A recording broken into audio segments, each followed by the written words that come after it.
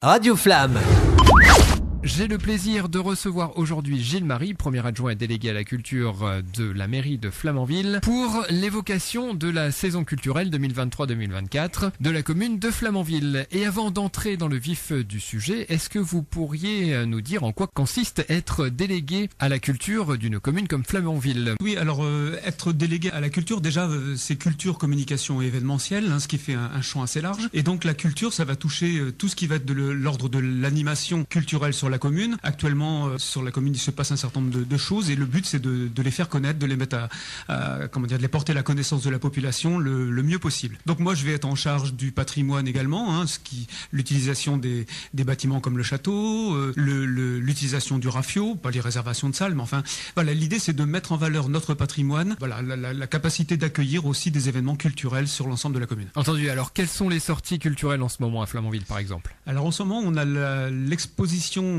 estivale qui est en train de s'achever. Elle prendra fin dimanche prochain, donc elle était ouverte mi-juillet. Et donc, c'est une exposition autour des oiseaux qui a été réalisée en partenariat avec le Centre photographique de Rouen. Donc, c'est vraiment une exposition d'envergure nationale. D'ailleurs, lors des visites, on a eu des remarques de personnes disant mais ce genre d'exposition, on ne trouve pas ça habituellement dans des petites communes comme Flamanville. Eh bien si, à Flamanville, on le trouve. Donc voilà, cette exposition qui tourne autour du thème des oiseaux avec de la sculpture, de la peinture, un nid qui a été créé en collaboration avec des personnes de la commune qui sont venues participer à l'atelier. Voilà, donc ça s'achève le 5 novembre, c'est-à-dire ce dimanche. Est-ce que c'est vous qui êtes à l'initiative de cette exposition ou c'est quelqu'un d'autre qui a choisi pour vous? Alors, effectivement, les expositions, en fait, ça fait un certain nombre d'années qu'elles ont lieu sur Flamanville. En l'occurrence, cette exposition-là a été commencée par l'équipe municipale précédente et notamment, c'est notre agent municipal Perrine Collin qui est en charge de la culture qui a mis ça en place parce que on a la chance que Perrine connaisse la directrice Raphaël Stopin qui est la directrice du Centre photographique de Rouen. Et donc, on a un partenariat depuis plusieurs années avec le Centre photographique et donc, ce partenariat, on espère le continuer. On a déjà des idées pour l'année prochaine. Effectivement, alors si vous parlez déjà de l'année prochaine, vous voyez loin alors. Tout à fait, mais il faut anticiper parce qu'en fait ces expositions, ce sont des mois et des mois de préparation. Déjà trouver le thème, trouver l'idée, ensuite Raphaël Stopin va contacter les différents artistes qu'elle verrait bien exposer autour de la thématique qui aura été choisie. Et puis bon, bien sûr, il y a toute la partie création, puis ensuite la partie mise en place. Donc effectivement, c'est un travail de longue haleine. Donc château et parc alors de ce que... Exactement. Voilà, l'idée c'est d'étendre les expositions comme ça a déjà été fait précédemment. Cette année, effectivement, un certain nombre de photos ont été ajoutées, des panneaux avec des photos ont été ajoutés dans le parc. Et l'idée, dans les prochaines années, c'est effectivement d'étendre, pas seulement au corps central du château, mais au parc, puisqu'on a la chance d'avoir un parc de très belle facture, même s'il a un petit peu souffert de la tempête ces derniers jours. Mais enfin, ça va être vite remis en état. Donc voilà, l'idée, comme vous le disiez, c'est d'étendre les expositions pour que les simples promeneurs puissent donner l'envie de rentrer dans le château, ce que tout le monde ne fait pas naturellement. Est-ce que vous allez encore mettre en valeur le parc des fleurs, le parc floral ou... Oui, tout à fait. Oui. C'est la même chose. Nous sommes en train de réfléchir. Vous savez que nous sommes conservatoire national du Dahlia, donc c'est un aspect très important. Il faut qu'on réfléchisse à la pérennisation de ce statut. Et puis l'idée, effectivement, c'est l'entretien du parc. C'est quelque chose qui prend beaucoup de temps, qui demande beaucoup d'heures de travail. Donc effectivement, il y a les agents communaux, mais il y a aussi l'ONF qui nous aide dans cette démarche-là. Donc l'idée à terme, c'est de valoriser le parc. On est en train de réfléchir également à des réfections, puisque les promeneurs peuvent s'apercevoir que certains murs ont besoin d'être revus,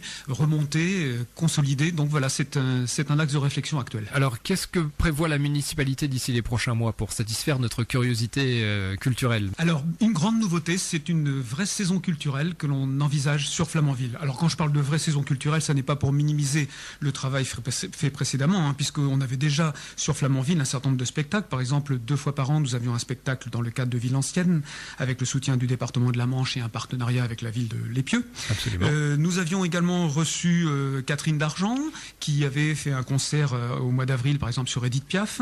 Et puis ne négligeons pas non plus le gros travail fait par des associations comme le Rock, qui nous propose le festival de mi-année, qui a connu un véritable... d'année en année, le succès se confirme et s'étoffe. Nous avons aussi les Fiefs et musiciens qui nous proposent en été, tout comme Hague en musique, des concerts de musique classique. Bon, tous ces concerts-là, ces spectacles-là étaient payants. L'idée, en fait, c'est de proposer une programmation qui soit le plus possible gratuite et à la disposition de l'ensemble de la population avec une grande variété de spectacles. Alors, c'est-à-dire ? Alors, en fait, on va essayer de toucher différents domaines. Le premier domaine, c'est tout simplement le cinéma. Cet été, nous avons proposé 2 séances de cinéma en plein air, dont une s'est terminée à cause de la pluie. Nous nous sommes rabattus dans des locaux fermés, mais on a prévu sur cette année, 4 séances de cinéma, avec au programme Simone, un film d'Olivier Dahan qui sera un portrait intime de Simone Veil et ses combats politiques, L'Innocent de Louis Garrel, une histoire d'un garçon dont la mère va se marier avec quelqu'un qui est en prison, et donc il a toutes sortes de préjugés, d'a priori, il voudrait protéger sa mère, donc je ne vous en dis pas plus. Le film Tempête de Christian Duguay. Film de circonstance, donc. Tout à fait, exactement, même si, en l'occurrence, il s'agit d'une histoire de cheval. Ah oui. C'est la jeune Zoé qui rêve de devenir jockey, et son rêve est brisé parce qu'un jour, elle est renversée par le cheval Tempête. C'est vrai. Et elle est blessée, elle ne peut plus monter à cheval, et en fait, elle va essayer quand même de combattre pour retrouver son destin de cavalière. Je le savais en plus. Je le savais. Je le savais. Et puis enfin, un dernier film, OSS 117, Alerte rouge en Afrique noire, un désormais grand classique, donc film de Nicolas Bedos, avec Jean Dujardin, qui va encore une fois être en mission périlleuse, mais cette fois-ci, il est doté d'un jeune collègue, OSS 1001, dans la personne de Pierre Ninet. Même chose, c'est un grand moment de fou rire et un bon moment de partage. Donc ça, c'est pour la partie cinéma. Alors, quelles sont les autres parties alors ? Alors, on a également prévu un certain nombre de concerts de musique sur le thème des musiques du monde. Le premier d'entre eux s'appellera Komono, c'est un quintet d'instruments et de voix avec des musiques latino, ça va nous faire voyager outre-Atlantique, donc avec des mélodies et des paroles d'Isabelle Bassels, et donc ce sont des chansons sur les thèmes de la liberté, de la tolérance, de l'amour. Autre musique du monde, de Trio Nianser, alors ça c'est une grande nouveauté de la région, on essaie de privilégier d'ailleurs dans nos concerts un maximum de groupes locaux, l'idée c'est de les mettre en valeur. Et donc ce Trio Nianser est composé de Jean-Baptiste Bernuy, Laurent Fautra et Tom Calvenec, et ce sont des créations musicales, une espèce de voyage sonore et poétique à la fois en Norvège, en Méditerranée, dans la culture celtique et en Afrique. Donc vous voyez, de grands horizons. Un autre thème musique de monde, ce sera Fremas de Marsilio, les Dames de la Joliette. Ce sont 5 chanteuses qui nous chantent des chants traditionnels de la Méditerranée autour des combats des femmes, de la guerre et de la résistance, de l'amour. Et enfin, toujours dans ce thème musique du monde, le McDonnell Trio, qui était déjà venu il y a quelques années au Rafio de Flamanville, dans le cadre de Ville en Seine, eh bien nous les avons réinvités cette année pour un spectacle qui s'appelle Family Odyssey, et Michael, Simon et Kevin, qui sont 3 Irlandais, vont donc nous jouer de la musique traditionnelle irlandaise, non seulement avec du piano, de la cornemuse, mais aussi la traditionnelle whistle, la flûte irlandaise, et ils ajoutent à ça de la mandoline, de la guitare, de l'accordéon. Bref, voilà, ce sera à la fois un long voyage et un retour au pays, avec le thème aussi de l'exil, puisque Michael, qui est le père de Simon et de Kevin, vit en France désormais depuis une trentaine d'années. Un autre thème, ce sera la danse. Alors nous n'avons qu'un spectacle cette année, on espère étoffer un petit peu cette offre de danse dans les prochaines années. C'est le groupe Shenanigans et Irish Dance Music. Alors c'est un mélange de musique irlandaise et d'autres horizons et de danse celtique. Donc voilà, ce sera sous le signe de l'Irlande. D'ailleurs, ces 2 derniers spectacles, McDonnell Trio et Shenanigans, seront programmés aux alentours de la Saint-Patrick. Donc fin mars, début avril. Exactement, le 17 mars, oui. Exactement. Ouais, je vois que vous connaissez vos classiques. Un petit peu, oui. Merci beaucoup. Autre thème, le jazz, groupe local également, avec Philippe Anert, Vincent Coepel et Cécile Siboni, qui viendront nous chanter du blues, de la biguine, du swing, de la bossa. Voilà, un épelle voyage entre Cherbourg et le Brésil sur les thèmes du passé, de la réalité, du mirage. Donc encore une fois, du voyage, mais un peu jazzy cette fois-ci. Nous aurons également de la musique pop, avec notamment une scène locale. En fait, c'est le rock qui, avec le groupe Sabir et d'autres groupes locaux, vont nous proposer une soirée de concert avec des styles variés et qui se terminera par une soirée DJ. Donc une soirée conviviale dans laquelle le rock tiendra d'ailleurs une buvette. Donc voilà, l'idée c'est d'écouter des musiques variées et locales sur l'ensemble d'une soirée au Rafio. Un autre groupe de pop connu de la région, c'est Abisko, qui était il n'y a pas très très longtemps à la ferme des 5 saisons. Donc Céline Léger et Maxime Lamotte. Ce duo nomade qui va nous proposer un voyage musical à la fois de composition et de reprise de chansons en 6 langues. Voilà, donc on va voyager dans des horizons lointains. Donc je vois que vous avez vraiment axé la musique, on va dire le thème musical autour du voyage, vraiment. Oui, il y a beaucoup de choses autour du voyage. Voilà, le voyage, le Cotentin, c'est déjà une ouverture vers la mer, donc c'est déjà du voyage en soi. Voilà pourquoi. Et puis nous allons accueillir de nouveau 2 fois cette année Catherine Dargent, qui va venir une première fois avec la violoncelliste Florence Hennequin pour évoquer le mystère Colette. Voilà, donc des chansons de Barbara, Dalida, Jeanne Moreau, Bernard Joyer autour de Colette en tant qu'enfant, maman, amoureuse, amante. Voilà, la vie de Colette évoquée à travers ces chansons. Et puis Catherine Dargent reviendra une seconde fois avec cette fois-ci au piano Damien Bravo pour le piano noir, qui sont des reprises de textes de Barbara et de textes notamment assez méconnus dans lesquels elle évoque des anecdotes, ses souvenirs, sa vie. Mais ce n'est pas tout. On aura également du théâtre avec la compagnie Trois Petits Points, qui est également une compagnie locale, pour un spectacle intitulé Klax, Trompe et Paix. Alors c'est tout un programme. En fait, le thème, c'est un ouvrier de chez Fiat en Italie qui va sauver quelqu'un lors d'un accident de la route.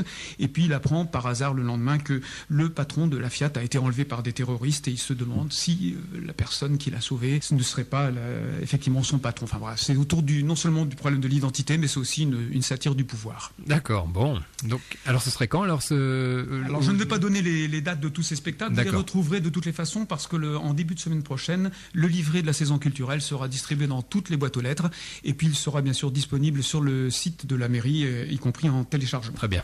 Alors en plus de ces spectacles, il y a des choses qui n'apparaîtront pas sur le livret, mais il faut savoir que la culture, c'est aussi une manière de s'ouvrir, notamment aux plus jeunes. Et nous avons donc des partenariats également avec les écoles, l'EHPAD, le collège. Par exemple, au mois d'octobre, les maternelles et le CP ont pu bénéficier du spectacle Histoire d'en découdre, qui a lieu tous les ans avec la bibliothèque départementale, pour un spectacle qui s'intitulait La puce, le chameau et les autres. Voilà, c'était des contes avec des danses, donc c'était très très joli. Et puis nous aurons aussi au mois de janvier la venue d'Emmanuel Dupré, qui est un jazzman reconnu sur la scène nationale et internationale. Il viendra avec son groupe The Volunteer Slaves, ils vont en fait être en résidence au Pieux toute la semaine autour du 15-19 janvier, et ils vont profiter de leur venue pour faire un atelier d'une journée complète avec les collégiens. Donc le matin, il y aura des répétitions, ils intégreront les collégiens dans certains morceaux, et l'après-midi, l'atelier des collégiens viendra écouter le résultat de ce spectacle-là. Et les collégiens qui auront participé à l'élaboration du spectacle participeront même peut-être au concert de sortie de résidence qui aura lieu au podium le samedi soir. Et puis je rappelle aussi que, donc j'ai évoqué les spectacles qui ont lieu sur Flamanville, mais je rappelle, comme je le disais tout à l'heure, que dans le cadre de Ville en Scène, nous avons un partenariat très fort avec la ville de L'Épieux, et vous trouverez dans le livret les autres spectacles de Ville en Scène qui vont se tenir dans la salle du podium. Il y aura notamment un spectacle de danse intitulé Entrelacé et El Gedji, un spectacle de théâtre et de magie à la fois intitulé Cérébraux, et également un spectacle de cirque intitulé Drache National. C'est 2 saisons. Oui, effectivement. Oui, donc vraiment le voyage, le spectacle, la magie, tout fait vraiment rêver. Voilà, c'est exactement ça. Donc effectivement, c'est une forte volonté de la nouvelle équipe municipale de créer une véritable programmation culturelle. Et comme je le disais, à part les spectacles de Ville en Scène, puisque ce partenariat avec le département nous oblige à faire payer les entrées, mais sinon tous les autres spectacles seront entièrement gratuits.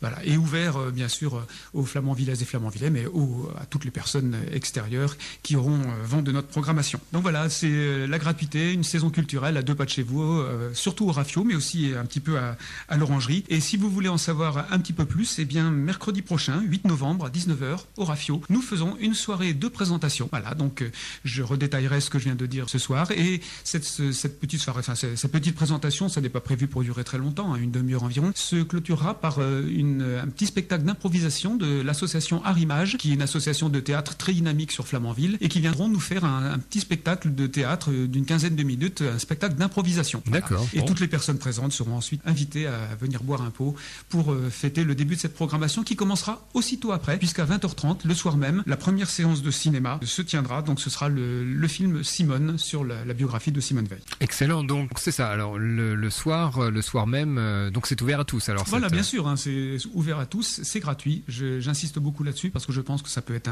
un aspect qui serait rédhibitoire pour certaines personnes de ne pas vouloir payer ce genre de spectacle. Donc voilà, là, tous les spectacles en dehors de ceux de Ville en Scène seront gratuits sur l'ensemble de la saison. Est-ce que vous avez un numéro de téléphone ou une adresse mail? Visiblement, c'est sur celui de la mairie. Alors, voilà, exactement, c'est le numéro de téléphone de la mairie et le site de la mairie, en plus des livrets que vous aurez dans les boîtes aux lettres. D'accord. Donc, le numéro de téléphone, peut-être que vous pouvez le donner aux auditeurs. Oui, bien sûr, je vais le donner. C'est le 02 33 87 66 66. 02 33 87 66 66 ou alors le www.flamanville.fr, il me semble. C'est exactement ça. Mais écoutez, alors est-ce que vous avez un dernier mot pour nous? Eh bien, je souhaite que le maximum de personnes puissent profiter de cette nouvelle programmation et qu'on puisse se retrouver autour de soirées conviviales et se découvrir, parce que l'idée c'est aussi de créer un peu le lien, que les gens puissent se rencontrer autour de la culture, d'ouvrir cette culture à tout le monde et que ça ne reste pas quelque chose qui soit réservé ou pour laquelle on n'ose pas venir se déplacer. Voilà, Flamanville se veut accueillante aussi en termes de culture. Bon, normalement la culture est ouverte à tous, si vous êtes d'accord avec moi. C'est exactement ça. Une saison chargée alors, riche en événements. Est-ce que vous allez remettre ça par exemple en 2024-2025? Voilà, l'idée de cette saison, c'est de lancer